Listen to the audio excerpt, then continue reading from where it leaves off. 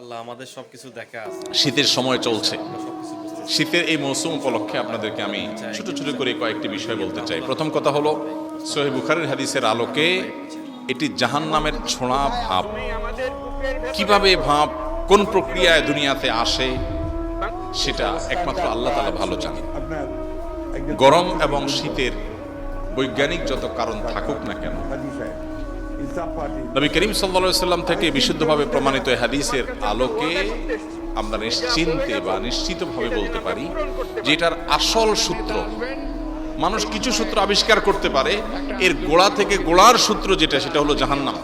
নবীজি সাল্লাল্লাহু আলাইহি সাল্লাম বলেছেন, ইশতাকাতিন নারু ইলা রাব্বিহা, সহিহ বুখারীর হাদিস। তিনি বলেছেন যে জাহান্নাম আল্লাহর কাছে একবার অভিযোগ করেছে, করে বলেছে, ক্বালাত রাব্বি আকালা বা'দি বা'দা। জাহান্নাম বলেছে, আল্লাহ আমার এক অংশ আরেক অংশকে গ্রাস করে ফেলেছে। কিভাবে গ্রাস করে ফেলেছে? জাহান্নামের মধ্যে দুইটা বিভাগ আছে, একটা হলো আগুনের বিভাগ আর একটা হলো ঠান্ডার বিভাগ। জাহান্নামীদেরকে, পাপিষ্ঠদেরকে আগুন দিয়ে শাস্তি দেওয়া হবে, আবার ঠান্ডা দিয়েও শাস্তি দেওয়া হবে। আল্লাহ তাআলা আমাদের সবাইকে জাহান্নামের আযাব থেকে রক্ষা পাওয়ার তৌফিক দান করুন। প্রিয় ভাইরা আমার, জাহান্নামের আগুনের তীব্রতা কতটা? নবীজি সাল্লাল্লাহু আলাইহি ওয়াসাল্লামের হাদিস বলছে, দুনিয়াতে আগুন যত তীব্র হতে পারে, দুনিয়াতে সব আগুন তো এক রকমের না।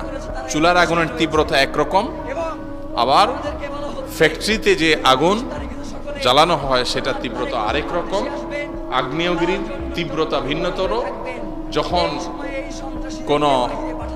অন্য কোনো দুর্ঘটনা ঘটে, ইনসিডেন্ট ঘটে, বা আরো বিভিন্ন আগুন আছে, সেগুলোর তীব্রতার মাত্রা আরো বেশি।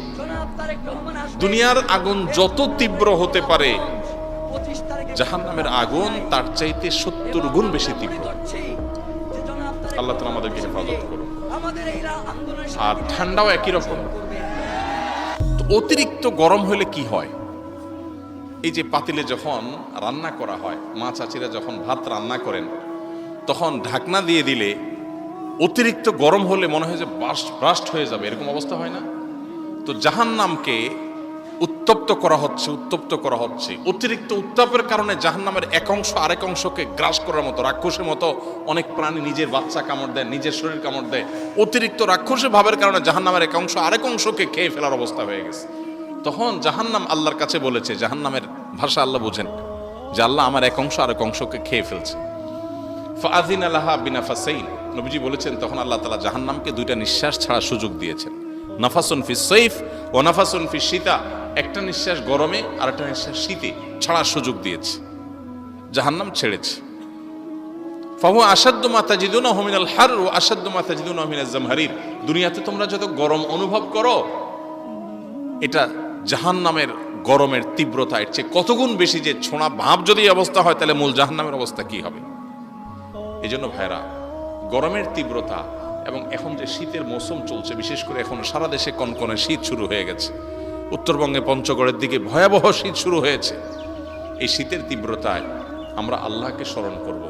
জাহান্নামের কথা আমাদের স্মরণ আসা উচিত এই হাদিসের আলোকে, যে আল্লাহ, এই যদি হয় জাহান্নামের ভাব, যেটাকে আপনি পৃথিবীর বিভিন্ন প্রান্তে এক এক সময় এক এক জায়গায় বন্টন করে দেন আপনার কুদরতি সিস্টেমের মাধ্যমে, আল্লাহ, এই যদি হয় জাহান্নামের ছোঁড়া ভাপের অবস্থা, ভয়াবহতা সহ্য করার ক্ষমতা নাই আমাদের, তাহলে জাহান্নামের শাস্তি সেটা আগুন হোক আর ঠান্ডা হোক, সেটা কত ভয়াবহ হবে আল্লাহ আপনি একমাত্র জানেন।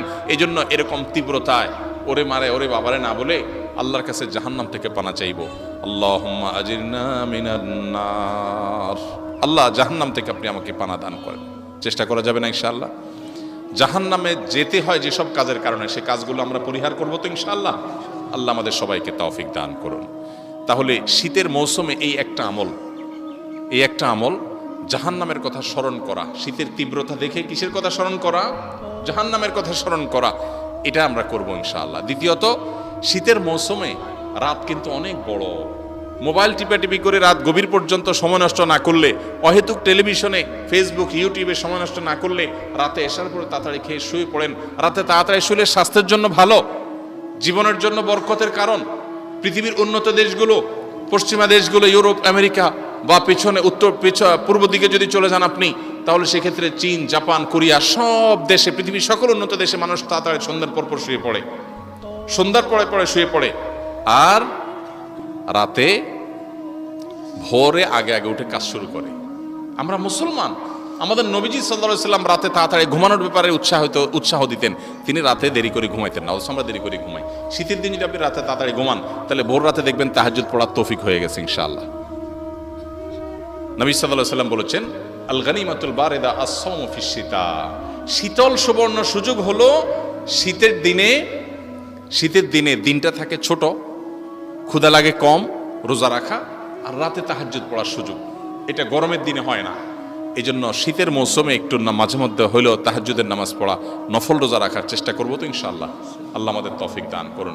শীতের মৌসুমে আমরা অনেকে অজুতে অলসতা করি, অথচ শীতের সময় ত্বক শুকায় থাকে, পায়ের গোড়া এগুলা চিপা, ভালো করে না ডললে অজু হয় না। অনেকে আছেন নামাজ পড়েন, অজুও করেন কষ্ট করে, কিন্তু অজু হয় না কেন? ভালো করে ডলেন না। এই জন্য শীতের সময় বিশেষ করে, অন্য সময় তো বটেই, যাতে করে পায়ের গোড়ালি গিরা চিপা এগুলোতে শুকনা না থাকে, এগুলো খেয়াল রাখবো তো ইনশাআল্লাহ। ত্বকের যত্ন যেরকম নিতে হয়, অজুর যত্ন নিতে হয়। অনেকে আবার শীতের সময় অজু আটকায় রাখে, টাইট করি, যে আসরেরটা দিয়ে এসা চালাই দেব। এই যে আসরটা দিয়ে এসা চালাই দিবেন, পেশাবের বেগ হয়েছে ধরে রাখে, বায়ুর বেগ আছে ধরে রাখে। এই কাজটা কি ভালো না খারাপ? স্বাস্থ্যের জন্য তো খারাপ। নবীজি সাল্লাল্লাহু আলাইহি সাল্লাম বলেছেন, আল্লাহ আদুল্লুকুম আলা মা ইয়ামহুল্লাহু বিল খাতায়া ওয়া ইয়ারফাউ বিহিদ দারাজাত, তোমাদেরকে কিছু আমলের কথা বলে দিব যার কারণে আল্লাহ তোমাদের গুনাহ মাফ করে দিবেন, তোমাদের মর্যাদা বৃদ্ধি করে দিবেন। তখন সাহাবীরা বলছেন অবশ্যই বলেন। তখন নবীজি বলেছেন তিনটা আমলের কথার ভিতরে একটা আমল হলো ইসবাগুল ওযুই আলাল মাকারিহ, কষ্ট আছে তারপরে ওযু ভালো করে করা, কষ্ট হয় তারপরে ওযু ভালো করে করা। তাহলে ওযুতে অলসতা করব না ইনশাআল্লাহ। শীত উপলক্ষে আরেকটা জিনিস খেয়াল করব, বহু মানুষ শীতের কষ্টে থাকে, এদেরকে আমরা এক জোড়া মোজা কিনে দিয়ে, কয় টাকা লাগে? 20-30 টাকা দিয়ে পাওয়া যায়। একটা বাচ্চাকে এক জোড়া মোজা কিনে দেন, একজনকে একটা কানটুপি কিনে দেন, কয় টাকা খরচ হয়? আর যাদের সামর্থ্য আছে তারা পুরা শীতের কাপড় কিনে দেন।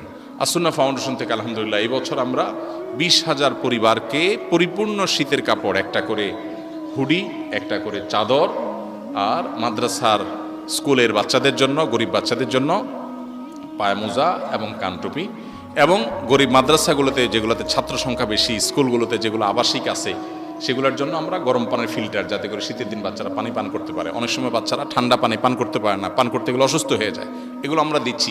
এগুলো আমরা প্রত্যেকে যার যার ব্যক্তিগত উদ্যোগে আমরা নিজেরা করতে পারি। আপনার বাসায় অনেক শীতের কাপড় আছে যেটা আপনার ব্যবহার হয় না, একটু একটা গরিবকে দান করেন, খুব বেশি কষ্ট হবে। আল্লাহ আমাদের সবাইকে আমলের তৌফিক দান করুন। বাস, কথা এখানে শেষ, এখন আজান হবে ইনশাআল্লাহ, সেজন্য আমি কথা এখানে শেষ করছি। আল্লাহ তাআলা আমাদের সবাইকে এই প্রতিষ্ঠান মাতুইন দারুল উলুম মাদ্রাসার এই উদ্বোধনী অনুষ্ঠানে আমরা আসছি, আল্লাহ আপনি আমাদের নিয়তের ভেজালগুলোকে মুক্ত করে আমাদেরকে আপনি আপনার রেজামন্দির জন্য, খুশির জন্য আশা হিসেবে